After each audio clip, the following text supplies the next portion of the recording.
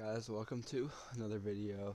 I'm gonna do something I don't do a lot. I'm gonna talk about football here. This is my quarterback power rankings right before week one. We're one day away, guys. I'm very excited. I kind of misspelled Martian here. Just ignore that. Okay, just some ground rules. Quarterback that's name is Green. I'm gonna expect them to get better in time. Quarterback that's red, I'm going to expect them to fall in the rankings. A quarterback's name that's white means I think they will be benched sometime this season. And if they're just black, I just think it's, just regular, you know, nothing's happening to them. They're cool. Starting off with 32, Jacoby Brissette. Not much explanation needed. He will be benched whenever Deshaun Watson comes back. He's a good backup, but, he's just the worst starter right now. Just unfortunate to be him. Oh, yeah, a sneak peek there, but here we go. Geno Smith. I forgot he was in the league until last year when he took Russell Wilson's job. I do think Drew Lock will eventually get the starting spot. We don't know if we'll keep it, but I think he'll get it about week 6. Maybe. Yeah, I think he's going to get benched, though. Daniel Jones. Daniel Jones is not a good quarterback, and he can be argued as the worst starting in the league. I assume he's going to start week 1. I haven't heard Tyrod Taylor is starting week 1, but I do think Tyrod Taylor will be starting sometime in the season. 29, Marcus Mariota. I do think Marcus Mariota can rise in rankings. I think he can be top 20 if he can make the Falcons not suck. He has nice upside, but for now I gotta say number 29. 28, yeah, sadly, I do think Mitch will be benched. I don't think Mike Tomlin will let Kenny Pickett just be a wasted first-round pick. I think it's a bad deal on Mitch's end because I do believe he can be a starter. I just don't think Pittsburgh is the place because, again, I do think Kenny Pickett's going to get that. 27. Jared Goff is bad, but he won't be benched because newly signed Nate Sudfeld, he's a 49ers legend, guys. I'm just throwing it out there. With all due respect, he will be very much worse. And I do think if the Lions have a chance at anyone along the lines of Bryce Young or C.J. Stroud in the next draft, they will easily take him, and Jared Goff will be benched. 26, Trevor Lawrence. Trevor Lawrence could have an amazing year this year. Last year, he had many excuses for having a bad year, the greatest among them being Urban Meyer was his head coach. T-Law is set up with an astronomically better team this year, and I can't wait to see what he can do. He is my fantasy quarterback backup. Justin Fields, number 26, 25, and 24 are all very interchangeable, but I think Justin Fields fits nicely in the middle here because he's in the NFC, the easier division. But, easier conference, my bad. But also, he's set up worse than number 26 and 24. I still think he can make something out of nothing and have a decent year. Zach Wilson. I put Zach Wilson above the last two because I think he's set up better than both of them. He has more to work with, and I think that's very important for a developing quarterback, which is why Trey Lance is number 23. Yes, Trey Lance will most likely be better than all last 3 of the guys I just mentioned. He's by far set up better than any second-year quarterback in the league. He has a better line. He's got better options. He's got a better defense and better coaches to make him a great quarterback in the league. And all that is very important for a developing quarterback. That's all of this is important for a developing guy. I can see Trey Lance being an MVP candidate by the end of the year. So Trey is not staying at 23, guys. 49ers fan here. He's going to the moon. Baker Mayfield, yeah, I think he's mildly slept on. He had one bad year, and everyone started giving him shit about it. I don't think he should be called one of the worst in the league. I think Baker was treated pretty unfairly in Cleveland, but unfortunately going to Carolina won't help his case. And I think he'll finish the year around 22 again. Yeah.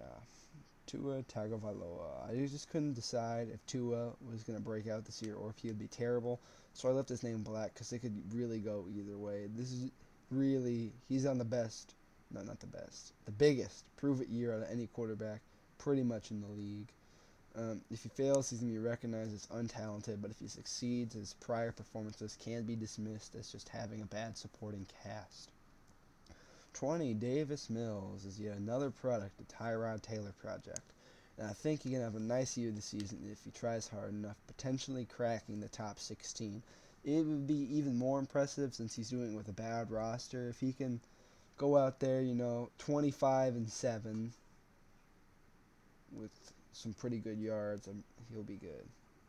Ryan Tannehill. Sadly for Ryan Tannehill, the Titans drafted Malik Willis, who at one point in time was a projected first rounder. Some even went as far to say he should be a number 1 overall pick in the draft. Pause. I did see a couple mock drafts, maybe 3 days before the actual draft, saying Malik Willis was going number 1 overall. I am not kidding. I saw more saying he'd go number 2 overall, but he fell to he fell a lot. Tannehill is also 34 years old, so he's getting to a point where he's digressing pretty badly, and I think Malik Willis will be starting week 1 of next season. I think Tannehill's going to play this entire season, then it's going to be Malik time. Carson Wentz. I think Carson Wentz didn't have a terrible year last year, but he was bad enough to cost his team a playoff appearance when he needed to step up.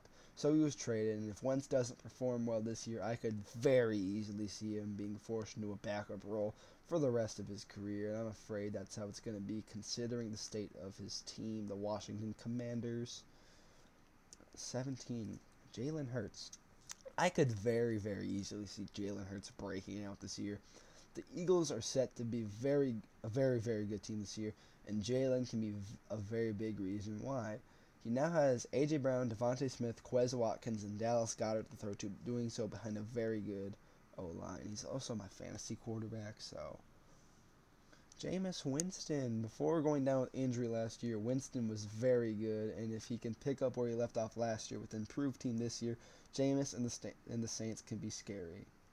That's no joke. Jameis is real. Matt Ryan. I firmly believe that Matt Ryan could be this year's Matthew Stafford. Think about it. Ryan left a bad team to a team that just needed a quarterback to be a contender. They're also both named Matt.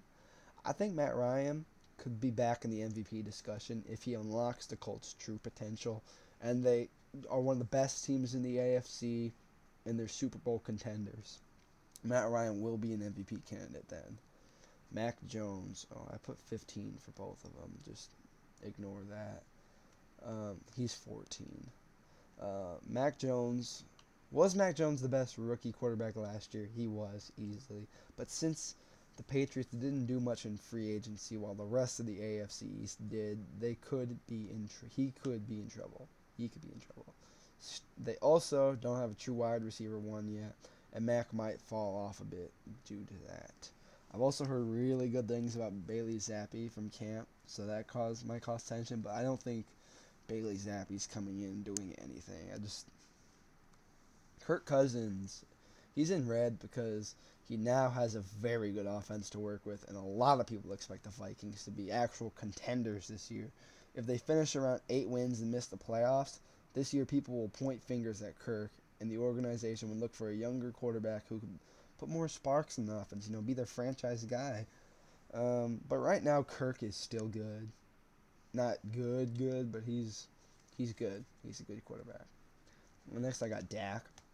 I think he's a good quarterback, but there are a lot of things that hold him back from being a top 10 quarterback, like Cowboys fans say he is. Dak has never really had explosive games, unless you count that one game against the football team last year where he tore them apart. But, it's Washington. Who cares? Even though, he doesn't have super explosive games, even though he's got a really good offense most of his career. 11, Kyler Murray. He recently signed a very, very large extension, and now he has some pressure on him to see if he was worth it. I'm not sure if he can be consistently good throughout the course of the season. He is still good half of the season, so he does get 11. 10, I got Derek Carr. Derek Carr has always been underrated, especially last year when he lost his wide receiver one, Henry Ruggs. His elite tight end, Darren Waller, got hurt. His O-line just sucked, and he was in a very tough division. He still brought that team to the playoffs, and he did give a damn good fight against the Bengals. They kind of got screwed a little bit there, but that's another discussion. Now he's going to be throwing to maybe the best wide receiver in football.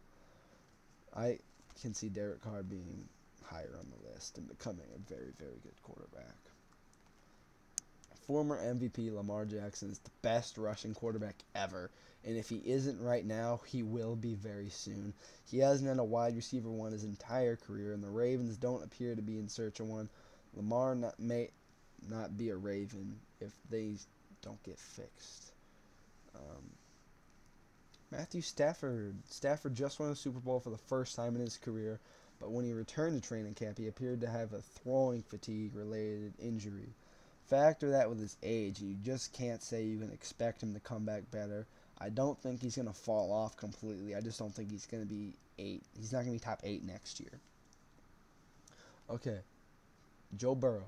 He's coming off a Super Bowl loss, which usually spells disaster for a quarterback. But I don't think that trend will really hit Joe or the Bengals too hard. They may not be clear-cut AFC favorites, but they definitely are the favorite to win the AFC North, and who knows, maybe Joe Burrow does lead them back to the Super Bowl. Russell Wilson, I think he could either take a very huge step forward and become an MVP candidate, or he might fall and be like in the 13 to 10 range. It all depends on if he can stay healthy and play at a good level again. Justin Herbert could easily become the best quarterback in the league this year. I can't see a scenario where the Chargers miss the playoffs again unless the whole team dies.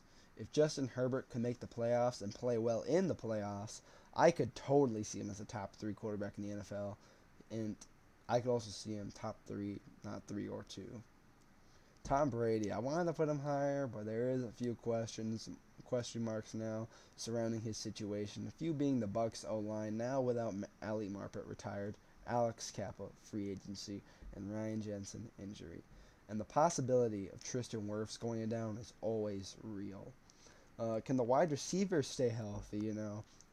Julio Jones has had some injury problems. Mike Evans has definitely had some injury problems. Chris Godwin's had some injury problems. So, they have to stay healthy. And the question that always follows Brady is, will Father Time finally catch up to him? I don't think it will right now, but, you got to always ask that question. Here you go, top 3, Josh Allen. He's the leader of the most favored team to win the Super Bowl this year. He has all the tools necessary to do so, both physically, like himself, and team-wise. He's got the weapons. Allen could also easily be an MVP quarterback and next year's number 1 quarterback. Number 2, I got Aaron Rodgers. Aaron Rodgers is the back-to-back MVP, but he did lose Devontae this offseason, who has easily been the biggest target and probably the only productive wide receiver the Packers had last year. All the wide receivers this training camp in Green Bay have been reportedly bad. Even Aaron said they dropped too much passes. I just don't see Rodgers being anywhere near MVP again with Alan Lazard, Romeo Dubois, or whatever you say his name, or Sammy Watkins as his wide receiver 1.